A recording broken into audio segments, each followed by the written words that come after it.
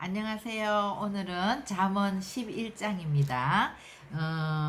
이제 잠언 10장부터 이제 계속되는 이 솔로몬의 잠언은 그 많은 3천 구절이 넘는 잠언 중에서 이제 솔로몬의 그 잠언 중에서 특별히 여기에 실려 있는 잠언은 375구절이라고 하거든요.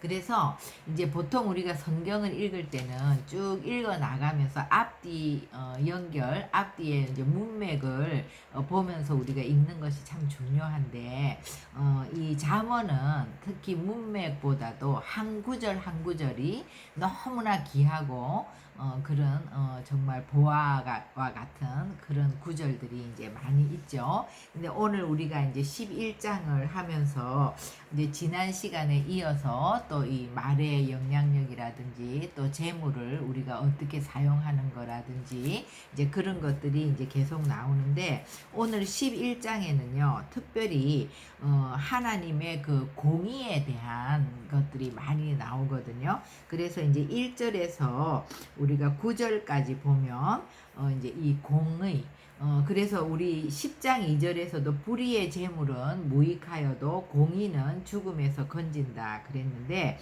11장 4절에도 재물은 진노하는 날에 무익하지만 공의는 죽음에서 건진다. 이제 같은 내용이죠. 그래서 우리가 보통 공의 이르면 이제 하나님의 의를 말하는 거잖아요. 그죠? 하나님의 의 이르면 이제 하나님의 뜻, 하나님의 뜻이 뭘까? 그래서 우리가 하나님께 예배하는 이 예배자들, 믿는 자들은 항상 하나님께 이제 묻고 그 다음에 주님의 음성을 듣는 이것이 참 중요하죠. 우리가 이 토라의 말씀, 하나님의 우리 말씀, 이 기록된 성경의 말씀을 우리가 묵상하고 읽고 그렇게 하는데 또 우리가 이 말씀을 우리가 이제 들을 때 우리가 이 말씀대로 행하기가 어렵잖아요. 왜냐하면 우리는 공의롭고 정의롭고 의로운 자가 아니라 우리는 사실 죄성이 있는 죄인들이기 때문에 이 말씀대로 사는 것이 우리는 많이 이렇게 이것들이 부딪힌단 말이에요. 그럴 때 우리가 하나님께 그런 것들을 묻잖아요. 그러면 이제 주님의 음성이 들려야 되죠. 그 주님이 우리에게 하시는 말씀. 그래서 이제 우리가 하나님의 음성을 듣는 거, 이제 아모르라고 하는데요. 그래서 토라의 말씀과 아모르의 음성을 우리가 듣고 행하는 것이 굉장히 중요한데, 우리가 이 하나님의 음성이 다윗은 항상 하나님께 묻고 하나님께 듣잖아요. 근데 이것이 잘 들리려면 그 하나님의 음성이 우리 가운데 잘 들리려면 우리가 가장 해야 되는 일이 뭐냐? 죄를 전가해야 되는 거죠. 그러니까 토라는 보면 항상 레위기, 토라의 그 중심, 모세 오경의 중심이 레위기인데 우리가 하나님께 가까이 나가는 삶, 또 하나님의 음성을 듣는 삶을 살기 위해서 하나님이 원하시는 뜻대로 살기 위해서 무엇이 필요하냐? 죄를 전가해야 된다는 거예요. 그러니까 우리가 주님 앞에 우리가 이 하나님의 말씀대로 살지 못하는 것이 우리의 죄 때문이란 말이에요. 그거 하나님이 우리에게 이 풍요로운 천국을 우리에게 주시지 못하는 이유가 우리의 죄 때문이란 말이에요. 그죠? 그래서 우리가 이 말씀을 읽고 또 하나님의 음성을 듣는 이 삶을 살기 위해서는 항상 우리의 죄를 전가하는 거예요. 그래서 이제 우리가 그 모세 오경에도 보면 계속해서 이제 제사 지내죠. 그래서 우리가 아침 저녁으로 상번제를 드리고 또 주일이면 또 안식일을 지키면서 안식일에 우리가 또 이게 이제 짐승을 들여서 번제를 드리고 또 월삭이라 그래서 매월 초하루에는 또 짐승을 더 추가해서 드려서 또 제사를 드리고 그리고 또 절기 때 절기마다 제사를 드리고 뭐 특히 초막절에는 이제 14마리에서부터 시작해서 일주일 동안 7마리까지 그래서 총 합계가 70마리의 그런 짐승을 드리면서 제사를 드리잖아요. 이제 그것이 뭐냐 하면 우리의 죄를 계속해서 전가하는 거. 그래서 이제 70마리를 드린다는 것은 정말 이 열방의 순대 70은 열방을 다 추수하기까지 계속 우리가 그 죄를 주님 앞에 전가하는 것인데, 그럴 때 우리가 하나님의 음성을 잘 들을 수 있는 거죠. 그래서 우리가 주님 앞에 나가서 예배할 때는 항상 하나님이 이 말씀의 빛을 우리에게 비추어 주셔서 우리가 그 말씀과 충돌할 때 그것을 우리가 회개하고, 그러니까 예를 들면 너희가 이제 하나님을 사랑하고 내 이웃을 사랑하는 거. 근데 우리가 사실 그렇게 원수까지 사랑하라고 하신 하나님의 음성에 순종하기가 엄청 어렵죠. 뭐 이렇게 오른뺨을 때리는 자에게 왼뺨을 돌려대는, 특별히 이 산상수훈에 주님의 제자들에게 주시는 이 말씀을 우리가 순종하기가 굉장히 어렵죠. 근데 이제 신약에는 우리는 다 하나님의 왕 같은 제사장으로 정말 주님의 제자로 부름을 입었는데 이 말씀대로 우리가 행하기가 어려운데, 자꾸 이 말씀을 묵상하면 사실 이제 그 말씀대로 하는 것이 주님을 위한 것이 아니라 우리에게 천국을 주시기 원하시는 그 아버지의 마음이잖아요. 우리가 이 땅에서 승리하기를 원하시는 아버지의 마음이잖아요. 그죠? 원수까지도 사랑하는, 너희는 좋은 것만 해, 내가 원수 갚는 거는 내가 할게, 이런 아버지의 마음이거든요. 근데 그 말씀을 통해서 우리가 이 아버지의 마음을 잘 이해하게 되면 우리가 정말 그렇게 하고 싶단 말이에요. 그러면 우리가 원수를 사랑하지 못하고 똑같이 혈기 부리고 판단하고 정죄하고 미워하고 한 뺨을 맞으면 우리는 막 뺨을 2대 때리려고 하고 하는 이런 우리 속에 있는 죄성들을 회개하고 정말 이 하나님의 말씀처럼 원수를 사랑하는 단계까지 혈기 내지 않고 계속해서 그런 자비와 긍휼을 베푸는 그런 곳에 이르기까지 우리가 주님께 이제 기도한단 말이에요. 그 기도하다 보면 하나님, 이런 부분들이 구체적으로 안 되는데 이런 거는 어떻게 해야 됩니까? 이것은 왜 그렇습니까? 이렇게 자꾸 주님 앞에 물을 때 하나님이 우리에게 말씀해 주시는 그 하나님의 음성을 들으면은요, 우리가 그 하나님의 사랑을 잊고 하나님의 그 인자하시고 정말 헤세드로 충만한 그 음성을 듣고 이러면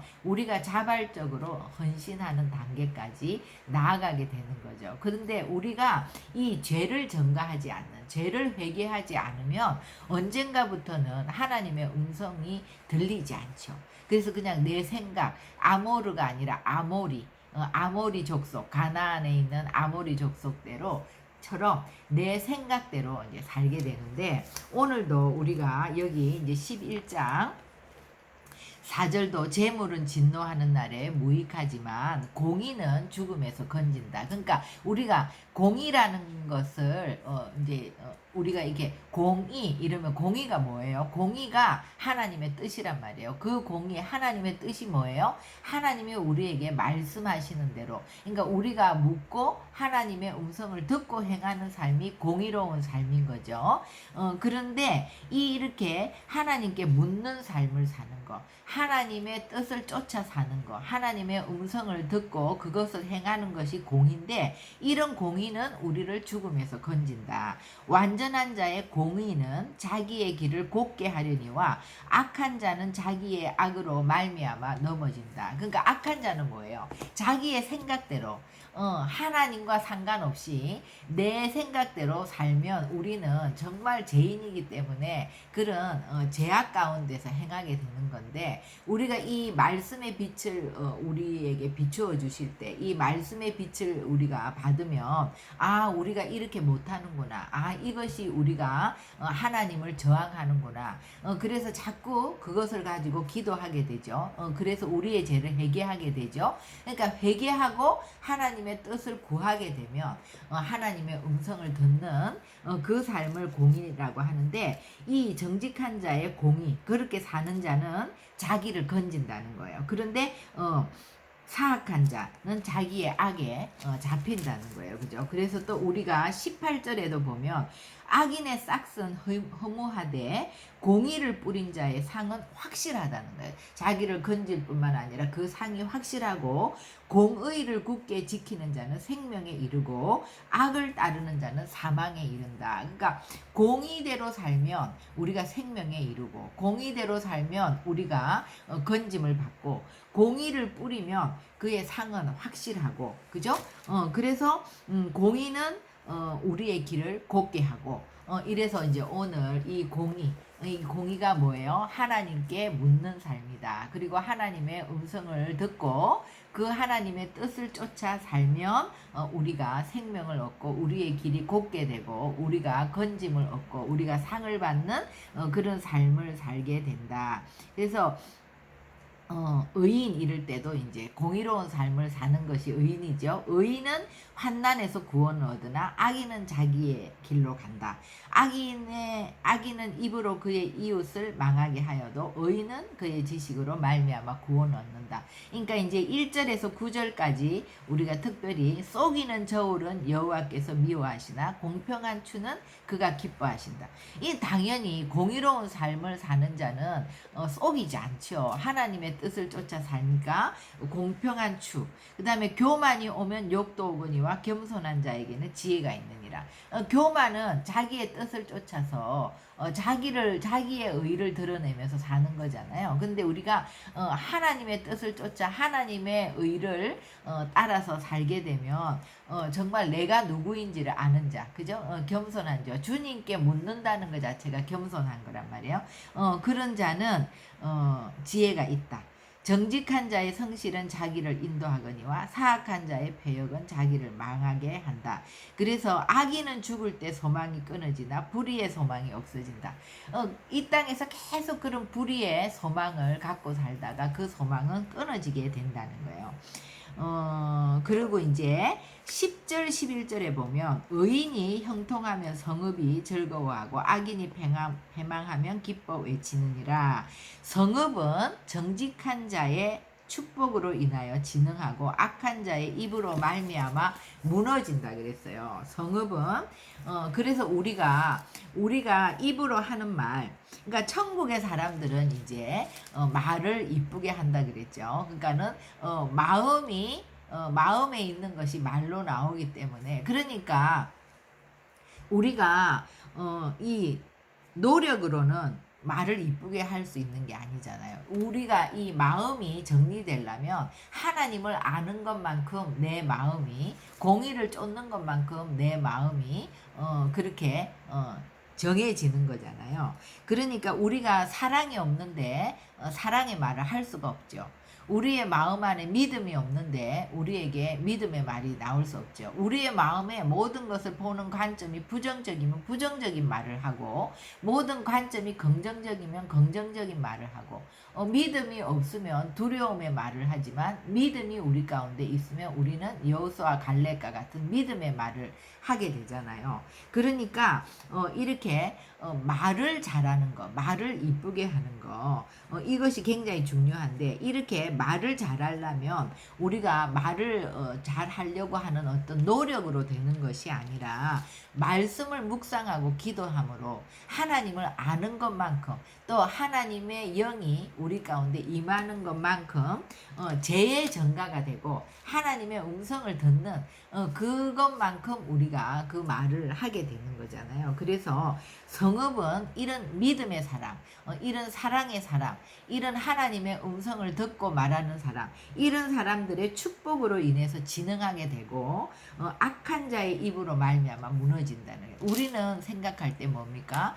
성읍을 다스리고 통치하는 지도자들에 따라서 성읍이 진흥하고 성읍이 무너진다고 생각하는데, 그게 아니라 믿는 자들의 말에 따라서 성읍은 진흥하고 믿음이 없는 사람들의 그 악한 말에 의해서 성읍이 무너진다는 거예요. 그러니까 정말 이 말의 영향력대로, 그러니까 말은요 진짜 파장이 있다고 하잖아요. 그래서 우리가 말한 대로 된다고 이제 지난 시간에도 우리가 이 말에 대한 얘기를 했는데, 말의 파장, 이 파동, 말에는 에너지가 있다. 그죠? 그래서 우리 지난 시간에 계속 이 말의 영향력에 대해서 많이 나눴죠. 그래서 이 11장 11절에 성읍은 정직한 자의 축복으로 인하여 진흥하고 악한 자의 입으로 말미암아 무너진다. 그러니까 우리 믿는 자들이 정말 이 나라를 계속해서 축복하고 이 나라에 대해서 계속 우리가 믿음의 말을 하고 이런 것들이 굉장히 중요한 거죠.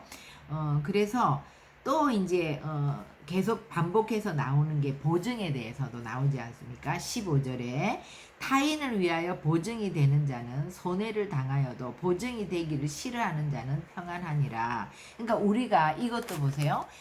우리가 그냥 언뜻 눈으로 보기에는 나의 어떤 위험을 감수하고도 내가 보증 서줄게 이렇게 얘기하면 굉장히 훌륭해 보이는데 하나님의 관점으로 그거는 굉장히 교만한 거라는 거예요. 왜냐하면 내가 누군지를 알면 내가 나의 것도 내가 감당하고 책임질 수 없는 자, 우리는 하나님을 의지하지 않으면 살 수 없는 자인데 내가 누구간데 내가 남의 것을 보증할 수 있냐는 거예요. 그건 굉장히 자기를 믿는 교만이라는 거죠. 죄라는 거예요. 그런데 내가 누군지를 아는 자는, 겸손한 자는 절대 남의 보증을 쓰지 못하는 거죠. 보증을 쓸 수 있는 자가 아니라는 걸 아는 거예요.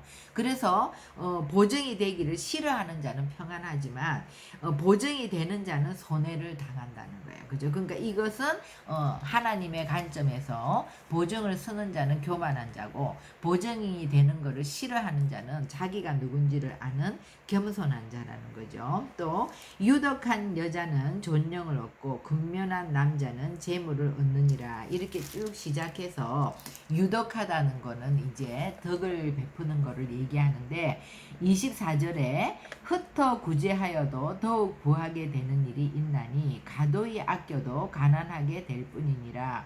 구제를 좋아하는 자는 풍족하여 질 것이요 남을 윤택하게 하는 자는 자기도 윤택하여 지리라. 그러니까 이 말씀을 믿는 자는요, 우리가 흩어 구제하고 흘려보내고 정말 내가 있는 내 주머니의 것을 털 수가 있는데 왜? 말씀에 구제를 좋아하는 자는 풍족해진다고 했거든요. 그리고 남을 윤택하게 하는 자는 자기도 윤택해지게 된다고 했거든요.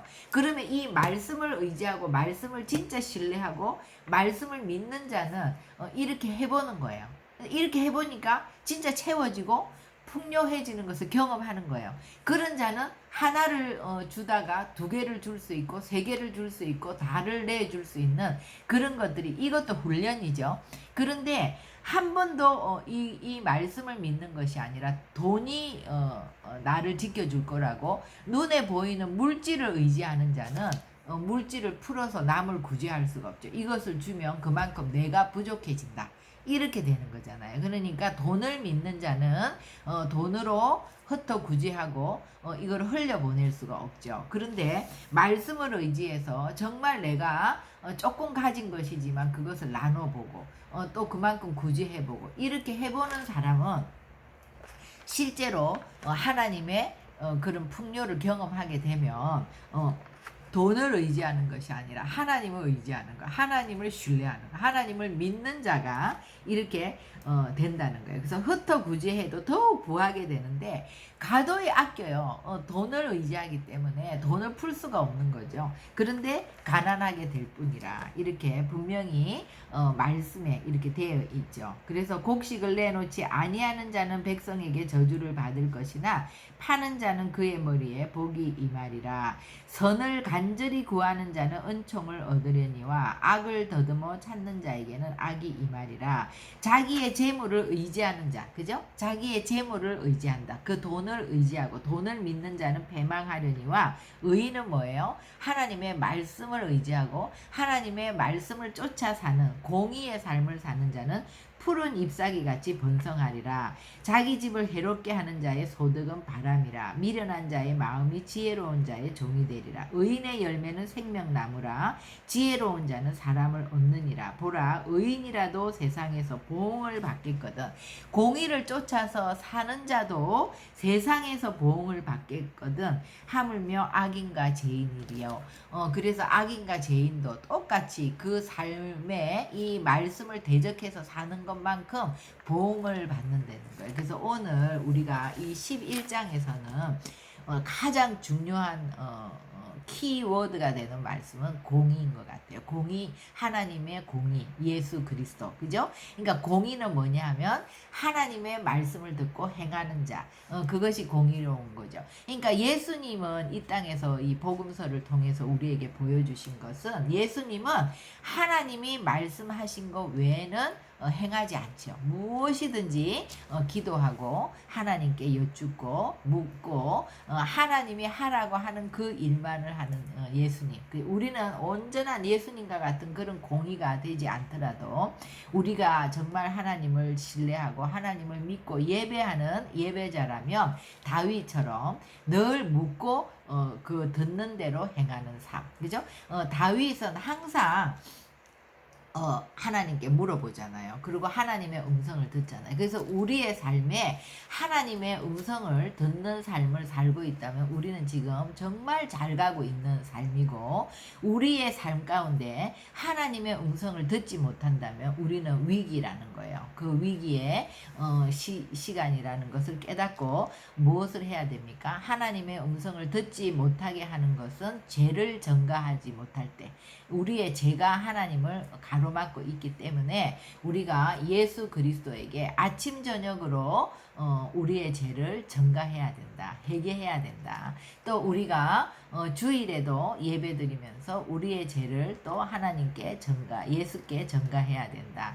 그래서 이제 구약에는 민수기에 보면 월삭에도 정말 초하루 월삭에도 죄를 전가하고 절기에도 죄를 전가하고, 그것의 완성이 이제 초막절에 정말 70마리의 양과 소를 드리면서 죄를 전가하는, 그러니까 우리가 하나님의 음성을 듣는 데 있어서 가장 중요한 것은 날마다 이 말씀의 빛 가운데 나의 죄를 드러내고 주님께 회개하고 하나님께 정말 도움을 구하고 하나님의 음성을 쫓아 살려고 할 때 우리는 공의로운 삶을 살게 되는 것이고 의인의 삶을 살게 되는 것이고, 또 천국을 누리는 삶을 이 땅 가운데서도 우리 가운데 그 천국이 임하는 그 풍요를 누리게 되는 것이고, 그 천국이 영원히 정말 연결이 돼서 영생하게 되는 것이다. 그래서 오늘은 공의에 대해서 우리가 나누었습니다. 기도하시겠습니다. 하나님, 오늘 또 저희들이 잠언 11장에 많은 정말 정금과 같이 정말 귀한 말씀들이, 구절들이 계속 나옵니다. 그런데 이 말씀들이 계속해서 반복해서 하는 말은 정말 하나님의 공의를 쫓는 삶, 하나님께 묻고 듣고 행하는 삶이 우리의 삶의 중심이 될 때 우리의 말이 달라지고 또 우리의 재물관이 달라지고 또 우리가 눈에 보이는 것을 쫓는 것이 아니라 보이지 않는 하나님의 나라를 향해서 우리가 천국의 계단을 한 계단 한 계단 올라가는 삶을 살게 되는 것을 말씀하고 있습니다. 아버지, 정말 우리가 천국은 침노하는 자의 것이라고 했습니다. 우리가 정말 에스겔 성전, 그 천국 성전을 볼 때도 많은 계단들이 있는데 우리가 한 계단 한 계단 올라가는 것은 우리가 이 말씀을 통해서